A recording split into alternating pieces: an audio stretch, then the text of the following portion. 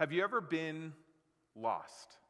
You ever been lost? I want you to think about that time you've been lost. Maybe you were driving to some place you've never been before, hadn't been in a while, and you took a wrong turn, and you ended up lost. Maybe this happened to me. I was driving once, and the antenna in my phone disconnected as I was going to a place I'd never been before, and I had to figure out how to get there without being able to make a call or text or navigate anywhere, which is something that we've become totally inept at doing in modern culture. And I had to figure it out, and I was lost for a long time. Maybe you were hiking or camping, and you lost the path, lost the trail, and you ended up lost in the wilderness. Have you ever been lost? And in that moment, what'd you feel? What'd you feel? What was going through your mind in that moment when you were lost? Maybe you were frustrated. Maybe you were mad that you missed your turn or your phone wasn't working. Maybe you were scared if you're in the mountains and you're not sure if you can find the trail again, and you're kind of starting to realize the consequences of being lost. But what did you feel in those moments when you're lost? What did you feel?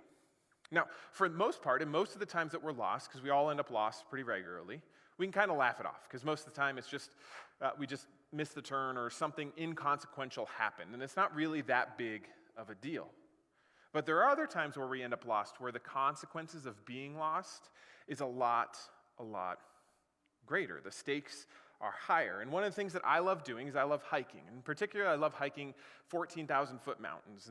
And there's well over 50 of those in Colorado, and I've hiked about 10 so far, and I have a goal to hike all of them. But what I've learned in my years of hiking these is that when you get lost there, the consequences can be much higher. They can be much greater. And so you really want to pay attention to where the trail is, where the path is, because if you miss the trail, not only can you end up lost, but you can end up in a lot of harm. And in my early 20s, I started hiking these with a friend of mine, and after we'd hiked a few, we set out to hike 3 in a day. And if you go out to Buena Vista, there's a lot of mountains down there, and there's this clump of mountains called Lincoln, Democrat, and Bras. There's also Mount Cameron, but that doesn't really count, even though it's 14,000 feet. It doesn't decline enough in between the peaks. So there's 3 that you can knock off in one hike in about 11 miles. So we set out, we're like, we want to knock 3 out in a day. We're going to go do this. And we brought a buddy of ours who had never hiked a mountain before with us. And now if you've ever hiked a mountain that high, you know that you need to start really early in the morning. I like to summit between 9 and 9:30 and then be off the peak by 10 because storms can start rolling in. So you need time to get from the peak where there's no trees back to tree line because storms can come in and then you can be caught in a really dangerous situation. Well, we were young and we relied on our youth a little bit too much that morning. And as our alarms went off in the tent, we were camping at the base, we hit snooze. We hit snooze, and we hit snooze, and we hit snooze, and soon it was 7 o'clock. And that's a little late to start. And we just figured, oh, whatever, we'll just push a little bit harder. But our third buddy that was with us drug us down a little bit. So we didn't summit the first peak until about 9:45 in the morning. First peak, and we got 2 to go. And our third friend was like, well, I'm not going to continue. It's like, great, we're not going to continue with you either. So we went to the other 2 peaks, and he went back to our base camp. And we continued down, and we descend the first mountain, and we're working our way up the second one. It's called a saddleback. It kind of looks like a saddle. And we're on our way up, and we stop probably about 3/4 of the way up the second one. And we stop and we grab some water, and we just turn around and look at the mountain we had just descended and where we had come from. And we noticed behind the other mountain there was a storm. There were dark clouds brewing. So we quickly put our water back, and we hustled a little bit, and we got to the top, and it's a false peak. In other words, it looks like you're going to summit, but you don't. You actually summit a plateau, and it's about half a mile. And at that point, you had 2 ways you could go. You could go to the second mountain, or you could go to the third mountain. So it was kind of a junction. And so we dropped our bags because the storms were coming in behind us, and we were determined we were going to summit. And so we sprinted at 14,000 feet. I've never been so out of breath, but we sprinted there, snapped a picture, ran back to our bags, and by the time we got back there, the storm was now fully over the first mountain. And it was starting to cover the trail to descend all of the mountains. So we had a choice to make. Do we want to descend into the storm, or do we want to head to the final mountain? And we decided we would head to the final mountain, but we were unsure if there was a trail down, but we were betting there was another way down. So we make it all the way over there. We're not stopping. We're just rushing. We're just trying to beat the storm. By the time we get to the third mountain, The storm was kind of over the first two mountains, and we knew we were in trouble. We took a quick picture because we had to have proof, and then we decided to descend. But there's no trail. There's no trail. And now I knew, thankfully, from somebody told me somewhere, thankfully, that if you need to get off a mountain quickly, you can find what's called rock shale. And basically, these mountains used to be mining towns, so they'd blast them, and then all these rocks that are baseball to volleyball-sized rocks just kind of descend down certain parts of the mountain. And so it's like this mini boulder field, basically. And you can descend down those, not easily, but you can get down them in a rush. And we knew, as the storm was coming at us and it was starting to lightly sprinkle and we saw some really dark clouds in there, we knew we had to get down fast. So we made a decision in that moment. We were going to leave the path. We were going to willingly kind of get lost, because that was our best bet at getting back to safety. And now what you do when you enter this rock shale, the thing we were on was about 1,200 feet or so down, and it's pretty steep, and what you do is you kind of ski. If you ever skied moguls, you just kind of slide from side to side, and you just kind of slide down, and the rocks kind of slide down. So we took the jump, and we said, we got to go, and we went, and by that time it was raining, the rocks were wet, we were slipping, we were falling, we hit our hips several times. I twisted my ankle about halfway down, and it was miserable. But we knew we had to get back. Eventually, we got to the bottom. We were pretty banged up. We were pretty bruised. And now we had no idea where to go because the trail was behind us. And we had to figure out how to get back to base camp. And we knew kind of the general direction, and we just started kind of running, but kind of pathetically running and limping and falling and tripping, hoping that we were running in the right direction. And it was one of the scariest times I remember being lost in the middle of the storm, well above tree line, hoping that we could find our path, hoping we could find our way back. And now, if you've ever been lost, obviously you've been found because you're here, unless you're lost right now, but you've been found, and you know that as scary as being lost can be, as frustrating as being lost can be, there's a joy and a peace that comes once you're found again. And listen, once we found that path eventually, there's like a peace of, oh, it's going to be okay. Once we took that path back to our campsite, we for sure knew we were going to be okay, there was just a peace and a joy that we had made it down. Not only had we made it down, but we made it back to the path. We were lost, and then we were found, and there's this joy that comes in those moments that's really incredible. And that's what we're going to see today in this story. It's this story that Jesus is going to tell about being lost and then found. It's about the heart that God has when someone he loves is lost and then is found. It's going to be a challenge for us to embody that as well. And it's the story of the prodigal son. So let's take a look at this. We'll open up to Luke chapter 15. And I would just encourage you, let's turn there together so we can kind of go through this chapter together. But in Luke chapter 15, Jesus tells three stories. He tells three stories. All stories center around something being lost and then found. And we're just going to focus on the last story, the prodigal son. But all the stories kind of center around this. And I want to go back to the first verse to kind of see how this is set up. So let's look at Luke chapter 15, verse 1 and 2. It says this: Now the tax collectors and sinners were all gathering around to hear Jesus. But the Pharisees, the religious, and the teachers of the law muttered, "This man welcomes sinners and eats with them." So picture this. Jesus is surrounded by sinners and tax collectors.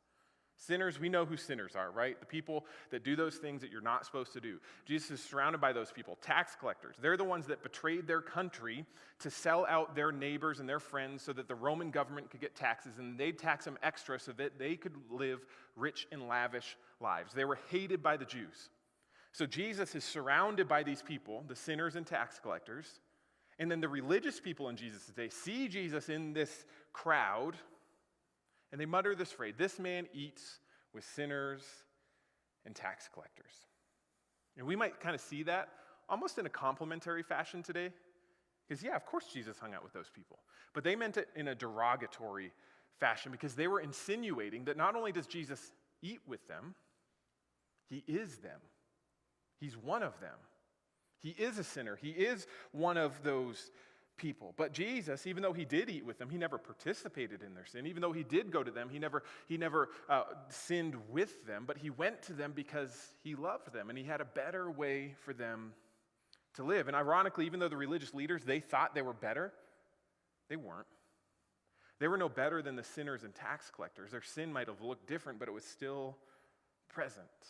They're still in need of a doctor, and Jesus is going to tell them a story and challenge their heart towards these sinners and tax collectors and show them that they are lost just as much as those people. And he tells this story that addresses both of these groups brilliantly. And as we listen to this story, remember the people in this crowd. One hand, you have the sinners and tax collectors. On the other hand, you have the religious and the teachers. And again, for time's sake, we're going to skip ahead a little bit. We're going to skip the first two stories, but I encourage you later today or tomorrow, read those stories because they are incredible. But this last story is really the accumulation of what Jesus is trying to communicate. And I want to break these passages up into three scenes. A week or two ago was my wife's birthday, and we went to the Candlelight Dinner Theater for a play. And, they have different acts in a play, right? And I want to kind of view this as a play. So we're going to break it up into three different acts. And the first act is what I call the setup. So let's see how the story starts. Verse 11, Jesus continued, "There is a man who had 2 sons. The younger one said to his father, 'Give me my share of the estate.' So he divided up his property between them. Not long after that, the younger son got together all he had and set off for a distant land. And there he squandered his wealth in wild living." So this story opens up with 3 total characters. You have the father, you have the younger son, and you have the older son. These are the central characters, and each of them are going to play a key role as this story unfolds. And Jesus doesn't wait very long to kind of deliver the first gut punch. And there's going to be several of them in this story. But the first gut punch is when the younger son goes to his father and demands his inheritance. Now, to do that even in today's culture, but especially in Jewish culture, was essentially saying, "I wish you were dead. I want your money. I don't care about you." And the audience would have been expecting like a judicious beat down coming from the father, because that's not something you do, especially in Jewish culture. But shockingly, the father obliges and divides up the inheritance and gives the younger son a third. Now, it's important to understand also in Jewish culture, the oldest son would get a double portion. So when there's 2 sons, the oldest would get 2/3, and the youngest would get 1/3. And the youngest son takes his money, and he goes off to a land far, far away and lives wildly or recklessly, as some of your translations might describe it. And that's how the first scene ends. And the second scene opens, which I call the logical conclusion. So let's see what it says. Verse 14. "After he, the younger son, had spent everything, there was a severe famine in that whole country, and he began to be in need. So he went and hired himself out to a citizen of that country who sent him to the fields to feed pigs. He longed to fill his stomach with the pods that the pigs were eating, but no one gave him anything. And when he came to his senses, he said, 'How many of my father's hired servants have food to spare, and here I am starving to death?'" So this story starts off with the younger son living foolishly, with no regard for anyone but himself. And now he finds himself in a pit, at the lowest of the low spots. And on the other hand, what we're going to see is the older brother. Well, the younger brother's doing this. He's playing by the rules. He's playing by the rules. So you have this rebel, the younger brother, the rebel, who's doing everything and anything he wants. Maybe you relate a little bit to him. On the other hand, in this story, you have the guy who's played by the rules his entire life, the older brother. And maybe you relate to that. But remember Jesus' audience here. He's got sinners and he's got tax collectors and he's got religious and he's got teachers. The younger brother represents the sinners and tax collectors. They've been rebellious. They've done whatever they've wanted. They've showed no care for anybody but themselves. And then you have the religious. They've played by the rules. They've done what's right. And so they're relating to each of these characters. And you have this younger brother who's now starting to suffer the consequences for his actions. And Jesus is bringing his audience in, and the religious are like, yes, finally. This guy's going to get what he deserves. Finally, he's going to get what he deserves. How dare he live so recklessly? And now he's going to suffer the consequences of his actions. He wasted that money. He's living wildly. He's doing all these irresponsible things. So good, he suffers. Let's watch him fall. The religious are waiting for this guy to fall. And in Jesus' story, he falls hard. He's longing for the food of pigs. In Jewish culture, you didn't touch a pig. You certainly would never eat a pig. They were the lowest of the low animals. So the fact that he's caring for them and longing to eat their food shows how far this guy has fallen. And the religious leaders surely would have been grinning. But Jesus isn't done yet. He's not done yet. Eventually, the younger brother, he comes to his senses, and that's what we see happening in these verses. He's coming to his senses, starting to realize, like, hey, it would be better if I'm a servant in my father's household. I don't have to be a son. I know I don't deserve that, but it'd be better for me to be a servant because at least they got food. At least they got a roof over their head. It'd be better to be like low in my father's family than destitute out here. And he starts hatching this plan on how he can get back.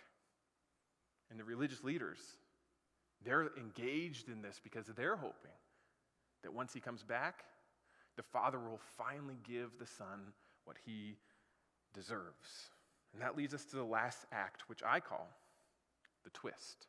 And this is where the story is going to get really good. Verse 18 says this, I, the younger son, says this, will set out and go back to my father and say to him, Father, I have sinned against heaven and against you. I am no longer worthy to be called your son.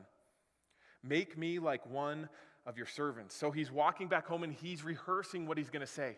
How he can convince his father to give him a spot in his household. He's rehearsing this all the way back, and he knows he can't ask to be a son. He's screwed up too much, but he can ask to be a servant. But nobody expects what happens next. In verse 20, so he got up and went to his father. But while he was still a long way off, his father saw him and was filled with compassion. And look what he does. He ran to his son, threw his arms around him, and kissed him. While his son was still a long ways off, the father spots him. In other words, the father hadn't given up hope. He was scanning the horizon day after day, just hoping that one day his son would finally return. And one day he sees his son on the horizon coming back to him, and he doesn't wait. He runs, which was undignified for a Jewish man to run, but he doesn't care because his son has come home. And he starts displaying this affection for his son because he's so excited. And look what he does next. Verse 21, the son said to him, Father, I've sinned against heaven and against you. I'm no longer worthy to be called your son. He's launching into this speech that he's rehearsed. But the father interrupts, right? The father said to his servants, quick, bring the best robe, put it on him. Put a ring on his finger and sandals on his feet. Bring the fattened calf and let's kill it. Let's have a feast and celebrate. For the son of mine was dead and now is alive. He was lost and now is found. So they began to celebrate. I love this. The son is trying to get out his speech that he's rehearsed. He knows he doesn't deserve to be a son, but the father won't have it. He's just excited that his son is back, so he puts on a robe over his tattered and torn clothes. Puts new sandals on him, he puts a ring on him. He instantly restores him to his sonship. He instantly restores him to everything, not that he just left, but he spat in the face of. The father restores him instantly and does what? Throws a party. He throws a party for the son that cost him a third of everything he owned, that wasted it on reckless living, that said, I wish you were dead. I'd rather live for myself than live for you.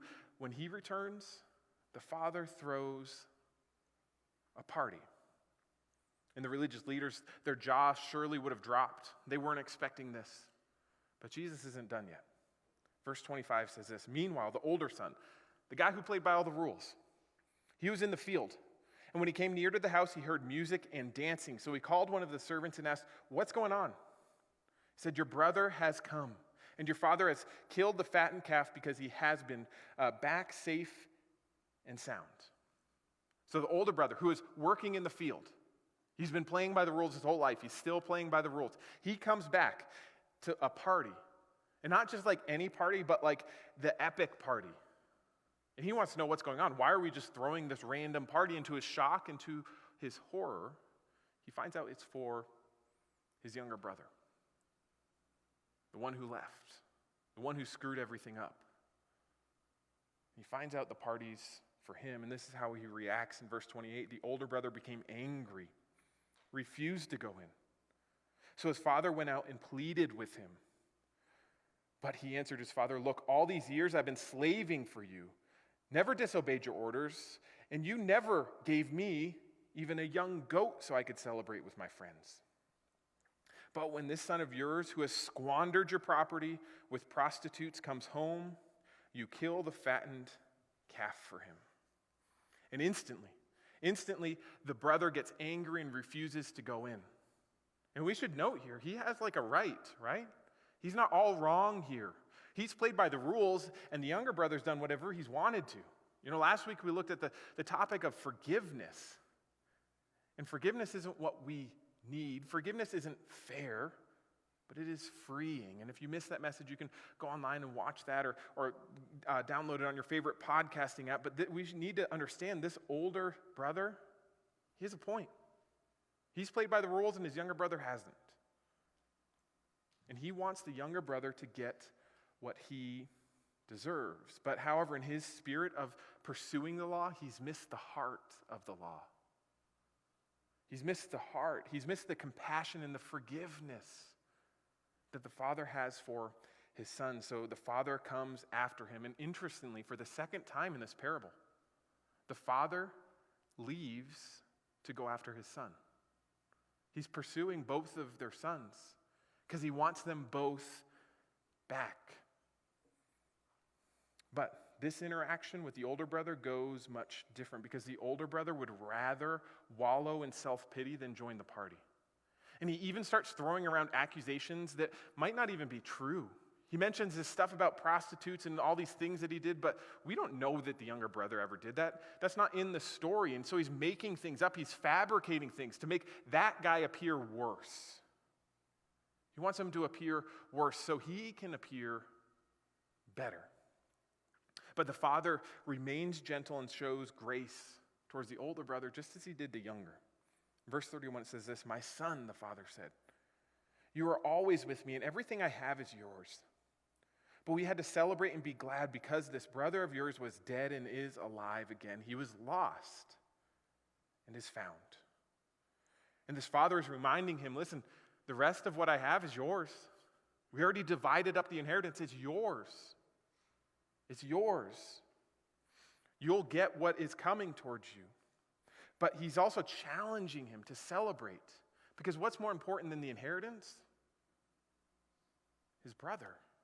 The father's son. And the older brother is more concerned with justice. The older brother is more concerned with getting his due than he is celebrating the lost. And there's this party happening on the inside, celebrating the lost being found, but standing on the outside is the older brother deciding whether he wants to come in or stay outside and wallow in his self-pity. And that's how the story ends.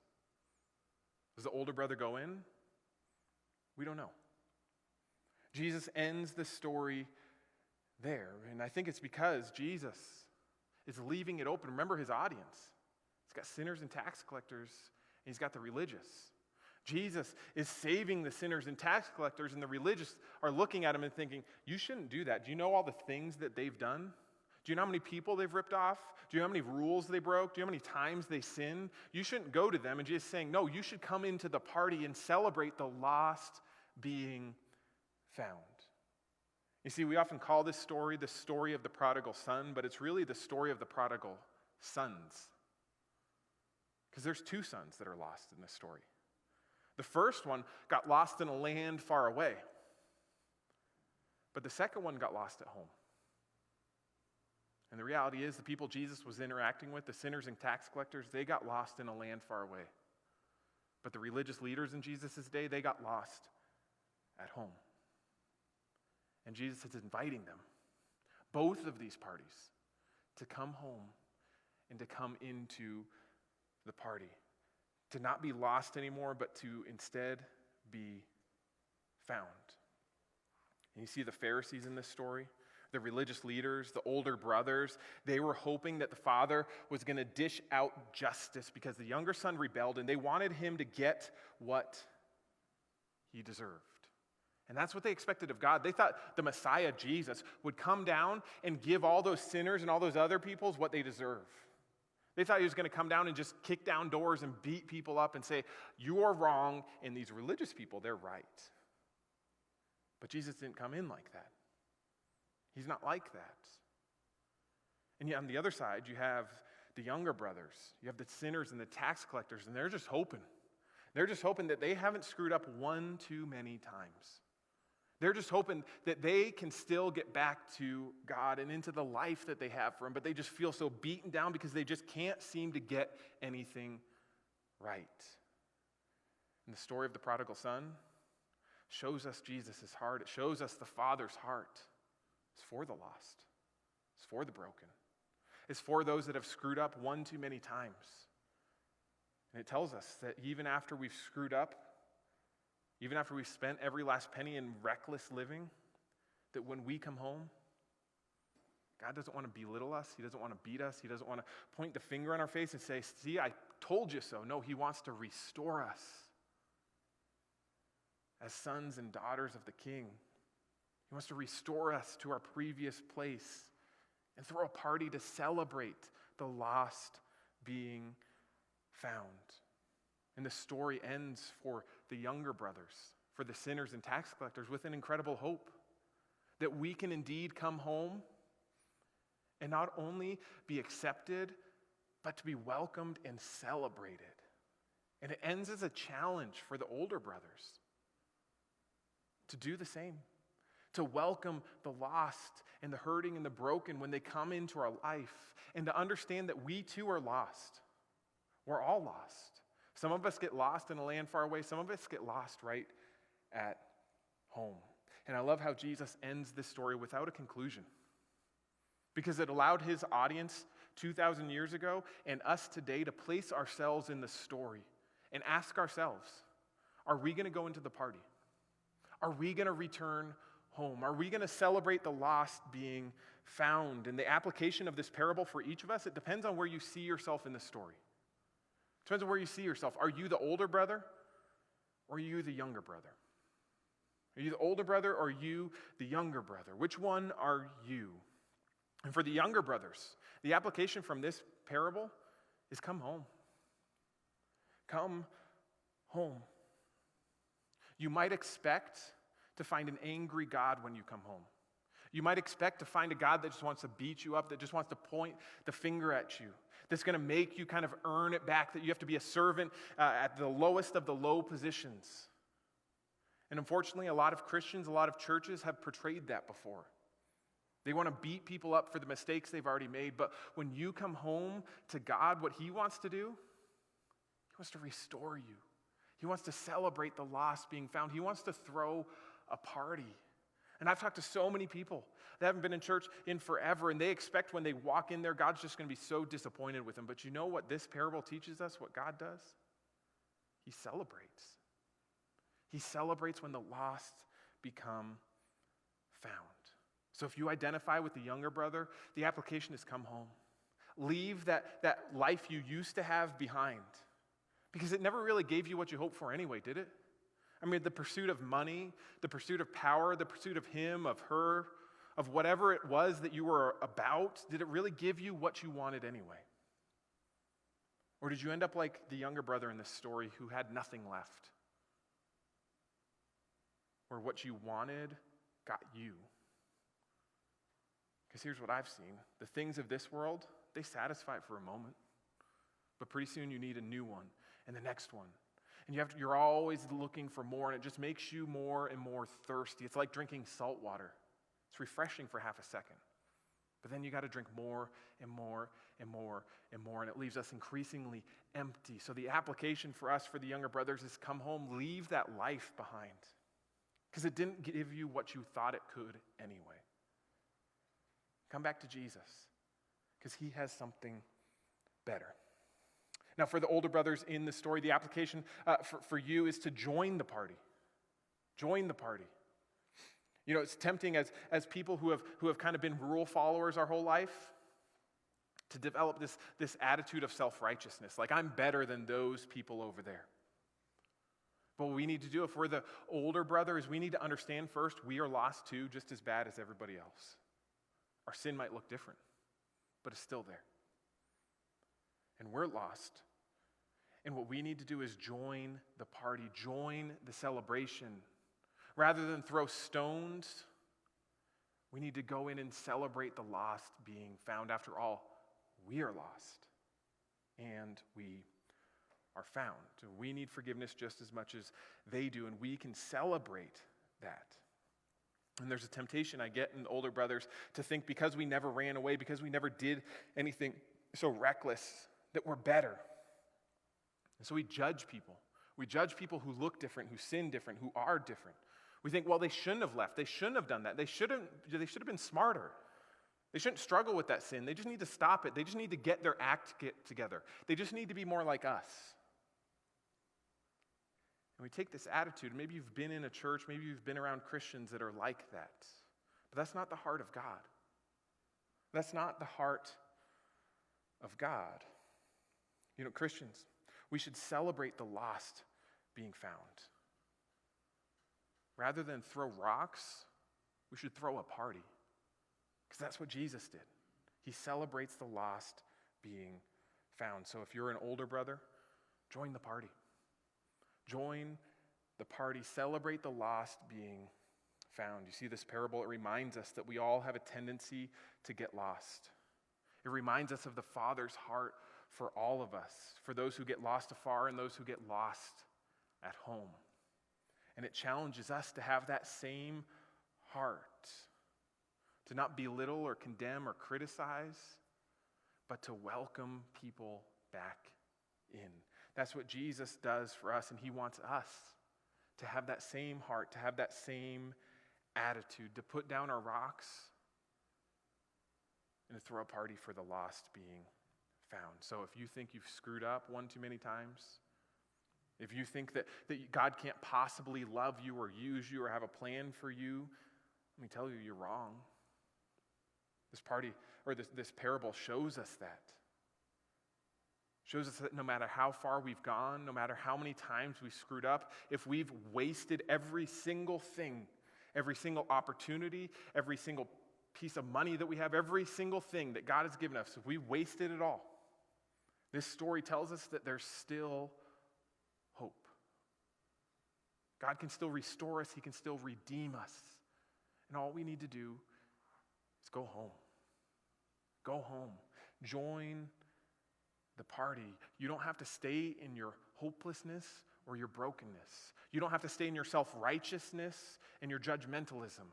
You can go into the party and celebrate you being found and all the others being found, because there's incredible joy in that.